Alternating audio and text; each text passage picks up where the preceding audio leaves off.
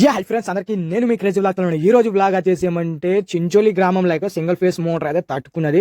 మా అక్కడికైతే వెళ్ళినాము. వెళ్ళి అయితే పైప్ మొత్తం ఎన్ని ఫీట్లు ఉన్నాయో అవి అయితే తెలుసుకున్నాము. 280 ఫీట్లు అయితే మోటార్ అయితే తట్టుకున్నది. మళ్ళంకైతే మేము తెచ్చిన రాడ్ అయితే మొత్తం జెంటింగ్ అవి అయితే చేసుకున్నాము. చేసుకుని అయితే మా బిట్టు కూడా జెంటింగ్ చేసుకుని అయితే మోటార్ లోపల ఉన్న అయితే నట్ బోల్ట్ అయితే పీకేసినాము. పీకేసిన తర్వాత అయితే మేమైతే సలకా రాడ్లు అయితే దించినాము. దించేసి అయితే మేమైతే చైన్ బ్లాక్ తోటి అయితే ఒక అర్ధ గంట సేపు అయితే మేమైతే తల్లాడినాము. మళ్ళంకైతే మోటార్ అయితే తీరం కొద్ది అయితే వచ్చేసింది. మేమైతే కస్టమర్కి అయితే అడిగినాము ఎందుకు ఇట్లా అయిపోతుందంటే కింద అయితే బండరాళ్ళు అయితే తలిగినాయట. దాని కొరకు అయితే తట్టుకుంటూ అయితే మోటార్ అయితే ఫైనల్గా అయితే బయటకైతే వచ్చేసింది. మనకి ఇట్లా మోటార్లు ఎందుకు తట్టుకుంటున్నాయంటే మన కొత్త రెయిన్ అయితే వస్తుంది కదా, దాని వలన అయితే మన మట్టి అయితే కూలిపోతుంది. మనం ఒకసారి అయితే మోటార్ లేపుని అయితే చూసుకోవాలి మన ఇంటికి దగ్గర అయితే.